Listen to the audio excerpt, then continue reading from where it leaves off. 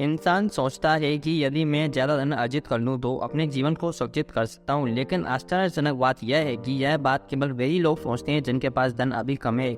जिनके पास खूब सारा धन है वे अच्छी तरह से जान चुके हैं कि धन में सुरक्षा नहीं है। धन कमाना तो फिर भी आसान है, लेकिन धन कमाने के बाद उसे संभालना उससे कहीं ज़्यादा मुश्किल है। वह धन इंसान को चैन से बैठने नहीं देता है। यद्यपि यह बात उन्हें समझ नहीं आएगी जिन्होंने यह कष्ट भोगा नहीं है। एक कहानी से इसे समझा जा सकता है। तो चलिए दोस्तों, बिना किसी टाइम वेस्टिंग के चलते हैं हमारी इस कहानी के अंदर। और लिटरली इससे पहले तुम लोगों को मैं बताना चाहूँगा कुछ, अगर तुम भी अपने पॉडकास्ट जर्नी को स्टार्ट करना चाहते हो तो ये एंकर तुम्हारे लिए सबसे ज़्यादा बेटर और अच्छा प्लेटफॉर्म होने वाला है। क्योंकि भाई इसकी सबसे अच्छी बात यह है कि इस पर होस्टिंग आपको टोटली फ्री मिलने वाली है। यहाँ पर आपसे कोई भी मंथली चार्जेस नहीं लिए जाते हैं। और सबसे इसका बेस्ट जो है इसका डिस्ट्रीब्यूशन पार्ट वो बहुत ज़्यादा काफ़ी ज़्यादा फ्लेक्सिबल है। आपका पॉडकास्ट आपके बिना कुछ किए ही काफ़ी ज़्यादा प्लेटफॉर्म पर ऑटोमेटिक डिस्ट्रीब्यूट कर दिया जाएगा। तो भाई इससे अच्छा मेरे हिसाब से मैं अपनी जो राय तुम्हें दूँ तो भाई इससे अच्छा तुम्हें कोई प्लेटफॉर्म मिल ही नहीं सकता है अपने पॉडकास्ट जर्नी को स्टार्ट करने के लिए। तो चलिए, अगर आप इंटरेस्टेड अपनी पॉडकास्ट जर्नी में तो एंकर एफएम को जरूर ट्राई करें। एक व्यक्ति एक शहर में रहता था। वह गरीबी से बहुत निराश रहता था और दूसरों की अमीरी देखकर उसे बड़ी इच्छा होती थी। वह बहुत परेशान रहता था और सोचता था कि यदि मैं किसी तरह थोड़ा धन कमा लूँ तो जिंदगी चैन से गुजार सकता हूँ। उसने एक छोटा सा कारोबार शुरू किया और उसमें मेहनत करना शुरू की। थोड़े ही दिनों में वह कारोबार चलने लगा। उसमें अच्छी आमदनी होना शुरू हो गई। उसका उत्साह और भी बढ़ा। उसने उस कारोबार को थोड़ा और बढ़ाया तो आमदनी और भी अच्छी होने लगी। कुछ समय बाद वह तो एक धनी व्यक्ति बन गया। उसके सारे खर्च उतर गए। उसके पास गाड़ी, बंगला, सारे ऐशो आराम के साधन थे। लोग उसकी बड़ी तारीफ करते थे। वह कारोबार को बढ़ाता ही चला गया। उसने अपना कारोबार बहुत ज़्यादा बढ़ा लिया। कारोबार इतना ज़्यादा बढ़ गया तो जिम्मेदारियाँ भी उतनी ही ज़्यादा बढ़ गई। आए दिन ढेर सारी समस्याएं भी उसके सामने आने लगी। कभी कार्यकर्ताओं की समस्या, कभी मशीनों की समस्या, कभी किसी के द्वारा धोखाधड़ी, कभी कहीं धन फंस जाना, कभी जमीन जायदाद में कोई विवाद पैदा हो जाना, कभी किसी फैक्ट्री में नुकसान हो जाना, कभी सरकारी नोटिस आ जाना, कभी कार्यकर्ताओं द्वारा हड़ताल कर देना। काम जितना बढ़ता गया ये सब बातें भी उतनी ही बढ़ती गई। वह काफ़ी दबाव महसूस करने लगा। उसे लग रहा था कि मैंने धन तो खूब कमाया, लेकिन धन का आनंद तो मैं ले ही नहीं पा रहा हूँ। हर समय कोई ना कोई तनाव मुझे आ घेरता है। ऐसे धन का क्या लाभ? मैं कोई ऐसा तरीका निकालता हूँ कि सब काम भी होता है और कोई दबाव भी ना आए। उसने अपने वरिष्ठ कार्यकर्ताओं की सभा बुलाई और सबको निर्देश दिया कि मुझे किसी तरह का दबाव नहीं चाहिए। हर कार्य इस तरह व्यवस्थित करो कि कोई मामला मुझ तक आए ही ना। कार्यकर्ताओं की तनख्वाह बढ़ाकर उन्हें संतुष्ट रखो। जो मशीनें खराब हैं उनकी जगह नई महंगी मशीनें लगवा दो ताकि रोज रोज पैसा ही ना आए। हर जगह सुरक्षा प्रणाली कड़ी कर दो कि कोई धोखाधड़ी न कर सके। उधार माल देना बंद कर दो। सरकारी कानूनों की पूर्ति के लिए कुशल कार्यकर्ता रखो जो कोई भी कमी न छोड़े। इस तरह की कई व्यवस्थाओं को बदलने का निर्णय उसने इस उद्देश्य से लिया कि मुझे किसी भी विपरीत स्थिति का सामना नहीं करना पड़े और मैं आराम से अपनी जिंदगी गुजार कर सकूं। इधर बहुत सारे खर्च बढ़ा लिए गए। जिन लोगों को माल पहले दिया जाता था उधार न देने की वजह से उनको माल लेना बंद कर दिया। इधर बाजार में बड़ी मंदी आ गई। कारोबार में बहुत बड़ा घाटा लगने लगा। कार्यकर्ताओं की तनख्वाह बढ़ाने के बाद भी उनकी मांगें और ज़्यादा बढ़ने लगीं। सुरक्षा प्रणाली कड़ी कर दी गई, पर धोखाधड़ी करने वालों ने कोई और नया रास्ता निकाल लिया। उधार न मिलने से पुराने ग्राहकों ने पैसा देना बंद कर दिया। सभी सरकारी कानूनों की पूर्ति करने के भरपूर प्रयास करने के बाद भी रोज कुछ न कुछ नया नोटिस आ जाता। वह अपने कर्मचारियों को बुलाकर डांटता कि आप यह सब ठीक से क्यों नहीं कर पा रहे। वे एक दूसरे पर दोष देने या पुरानी कुछ कमियों का कारण बता देते। वे सभी इस देश में कानूनों का इतना जाल है कि आदमी की एक ज़िंदगी बहुत छोटी पड़ जाती है उन्हें समझने में। लेकिन कानून कहता है कि आम आदमी को भी देश के समस्त कानूनों की जानकारी होनी चाहिए। यह उसका दायित्व है। वह व्यक्ति तो बुरी तरह दबाव में आ गया। इंसान जब तक स्थिति का सामना करने के लिए तैयार हो तो हर स्थिति को झेल सकता है, लेकिन जब वह उससे बचने का रास्ता अपनाता है तो वह बड़ी बड़ी परेशानियों को महसूस करता है। वह व्यक्ति बड़े तनाव में आ गया। उसे पुराने दिन याद आने लगे कि इससे तो मैं पहले ही बेहतर था। वह अपनी वर्तमान स्थिति से निकलने के लिए चटपटाने लगा। कभी सोचता कि यह सब छोड़कर जो भी थोड़ा बहुत पैसा आए उसे बैंक में डाल दूँ और बाकी ज़िंदगी इस झंझट से छुटकारा पाकर गुजार सकूँ।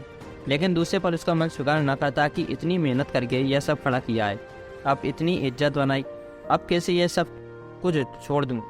पुनः उसको सही करके चालू करता हूँ। कभी वह चलाने के तैयार होता, फिर कुछ परेशानी आती, फिर उसे छोड़ने का मन बना लेता।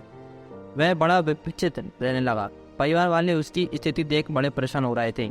वे उसे समझाते कि आप इतनी चिंता क्यों करते हो, शरीर से ज़्यादा पैसा महत्वपूर्ण थोड़ी ही है, सब ठीक हो जाएगा, आप चिंता ना करें। उसको दिलासा देने की कोशिश करते, भले ही वह ऊपर ऊपर से ही हो। वास्तव में तो कारोबार खराब होने से उन्हें भी बड़ी चिंता थी। वे व्यक्ति भी मन ही मन सोचता कि मैं भी तो इस चिंता से ही बचने का प्रयास कर रहा हूँ, पर ज्यों ज्यों प्रयास कर रहा हूँ चिंता तो बढ़ती ही जा रही है। परिवार वाले उसे सलाह देते कि थोड़े दिन बाहर घुमाओ, इस माहौल से अलग हो जाओ तो आपके लिए अच्छा रहेगा। मैं बाहर भी जाता, पर उसका मन बार बार उसी कारोबार में लौट आता। उसे ख्याल आता कि पीछे और नुकसान हो रहा होगा। यह संभव नहीं है कि इंसान अपने द्वारा किए गए किसी निर्माण को भूल सके, उससे अपने मन को अलग कर सके, और जितना प्रयास इस दिशा में करेंगे उतना ही तनाव बढ़ेगा। वह व्यक्ति कुछ भी सुधार महसूस नहीं कर रहा था, उसका तनाव बढ़ता ही जा रहा था। वह मनोरोगी बन चुका था। उसे किसी मनोचिकित्सक को दिखाया गया। चिकित्सक बड़ा समझदार था। उसने अपनी पूरी जिंदगी से पूरी कहानी सुनी और उसे रोग समझ में आ गया। उसने बड़ी अच्छी तरह से उसे समझाया कि आपको वापस अपने कारोबार में सक्रिय भूमिका अदा करनी है, और कारोबार में आने वाली किसी भी स्थिति से भागने का प्रयास मत करो, बल्कि सक्रिय रहकर उसका सामना करो। छोटी मोटी परेशानियों से घबराने की आवश्यकता नहीं है, ये ज़िंदगी का अभिन्न हिस्सा है। हर स्थिति में आपको किसी न किसी परेशानी से मुकाबला करना ही है। यदि उसके लिए तैयार रहो तो सब कुछ ठीक है, और बचने का रास्ता खोजोगे तो आप बड़ी परेशानी में पड़ते जाओगे। उस व्यक्ति की दुविधा खत्म हो गई। वह जिस बात का निर्णय नहीं कर पा रहा था, अब वह स्पष्ट निर्णय की स्थिति में आ गया। जैसे ही वह स्पष्ट निर्णय की स्थिति में आया, उसकी आधी बीमारी उसी समय ठीक हो गई। अब वह पुनः मन लगाकर काम करने लगा। कोई भी समस्या चुनौती आती उसे स्वीकार करने लगा। उससे परेशान होने के बजाय उसका हल निकालने के लिए प्रयत्न करने लगा। पुनः पूरी ऊर्जा से अपने कार्य में लग गया। उसने महसूस किया कि वह अपनी ज़िंदगी में पूर्ण संतुष्ट है। उसे समझ आ गया कि संघर्ष करते रहना ही जीवन है। संघर्ष से बचाव का रास्ता जिंदगी को नरक में ले जाने का समान है। धन की जिंदगी में एक महत्वपूर्ण स्थान है, परंतु धन पाकर उसमें संपूर्ण सुरक्षा खोजोगे तो वह कहीं नहीं मिल पाएगी। धन को कर्म या संघर्ष से बचने के लिए अर्जित करना चाह रहे हो तो यह कुछ हासिल नहीं करने धन को कर्म या संघर्ष से बचने के लिए अर्जित करना चाह रहे हो तो यह कुछ हासिल नहीं होने वाला है। धन में ऐसी कोई सुरक्षा देने की ताकत नहीं है। जीवन कर्म प्रदान है। कर्म में सुख, कर्म से मुख मोड़कर सुरक्षा का रास्ता खोजना सिर्फ असली जिंदगी से पलायन करना है। आप जितना भी धन अर्जित कर लें, यदि आप इस उद्देश्य से धन अर्जित कर रहे हैं कि एक दिन खूब सारा धन अर्जित करके बस विश्राम की अवस्था में चला जाऊंगा, यह हमारी बहुत बड़ी भूल है। जैसे ही मनुष्य कर्म छोड़कर विश्राम करना चाहता है, वैसे ही वह अपनी ज़िंदगी के खालीपन से और ज़्यादा परेशान होने लगता है। यह मनुष्य के मूल स्वभाव के विपरीत अवस्था होती है, जिसे अंतर मन कभी स्वीकार नहीं कर पाता। इसलिए देखने में आता है कि ऐसी अवस्था में जाने के बाद व्यक्ति के स्वभाव में चिड़चिड़ापन आ जाना, जीवन के प्रति अरुचि पैदा हो जाना, मानसिक व शारीरिक रोगों की गिरफ्त में आ जाना आदि स्थितियाँ पैदा हो जाती हैं। एक बेचारापन आ जाता है जो किसी भी इंसान को कभी अच्छा नहीं लग सकता। कार्य अपनी रुचि का हो, अपनी क्षमता अनुसार हो, लेकिन कार्य करते रहना जीवन की आवश्यकता है। केवल शरीर से ही नहीं, मन से यह स्वीकार भाव होगा तभी उसमें आनंद की प्राप्ति होगी। मनुष्य एकत्रित किए हुए धन में अपनी सुरक्षा समझता है या फिर पुरखों द्वारा जमा धन में बड़ी दिलचस्पी लेता है। कभी कभी वह धन के लिए इंसानियत को ही भूल जाता है, अपनों से भी नाता तोड़ लेता है। तो देखिए दोस्तों, यहाँ पर हमारी ये स्टोरी जो है एंड हो चुकी है। अब देखिए हमारी इस स्टोरी में हम कहें भाई एक समराइज क्या हो सकता है। तो देखिए हमारी इस स्टोरी का एक सीधा सा समराइज ये हो सकता है कि भाई उस व्यक्ति के अंदर ये स्टार्टिंग से उसकी जो माइंड सेट था स्टार्टिंग से वो ये था कि भाई मैं एक दिन बहुत सारा पैसा कमा के एकदम आराम करूँगा लाइफ में। तो भाई देखो उसने ये करने की कोशिश की। उसके व्यापार में कई समस्याएं आती थी, लेकिन वो समस्याओं को सुलझाने के बजाय उनसे बचने के लिए रास्ते देखता था। वो अपने कर्मचारियों से कहता था भाई समस्याएं क्यों आ रही हैं यार, तुम इन समस्याओं को सोल्व क्यों नहीं कर पा रहे हो।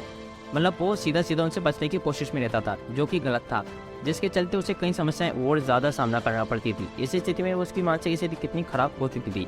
बट जैसे ही उसे एक सही रास्ता मिला, एक सही सलाह मिली, उसने डिसाइड किया कि वो जिनसे बचना नहीं है, मुझे इन्हें सोल्व करना है और अपने व्यापार में या अपने व्यापार को और ज़्यादा तरक्की पर लेके जाना है।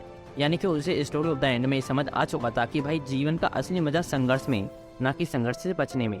तो दोस्तों मुझे उम्मीद है आपको स्टोरी पसंद आई होगी, और लिटरली आपको स्टोरी पसंद आई है तो प्लीज़ इस मेरे पॉडकास्ट को लाइक करें, शेयर करें और अपने भाई को खूब सारा प्यार दें। और दोस्तों मैं आपसे कहना चाहूँगा कि आप मुझे अपने प्यारी सी आवाज़ में एक प्यारा सा वॉइस मैसेज भेज सकते हैं। अगर आपकी इच्छा हो तो आपको मेरे से कुछ कहना हो तो ऑलरेडी आप मेरे साथ पॉडकास्ट शूट करना चाहते हैं तो उसके लिए आप मुझे वॉइस मैसेज सेंड कीजिए। मैं आपके साथ पॉडकास्ट शूट जरूर करूँगा। आपकी जीवन की कोई भी अच्छी सी स्टोरी हम हमारी ऑडियंस तक पहुँचाने के लिए ऑलवेज रेडी बैठे हैं। तो चलिए मिलते हैं फिर किसी नेक्स्ट पॉडकास्ट में। तब तक के लिए मेरे सभी दोस्तों को जय हिंद और जय भारत।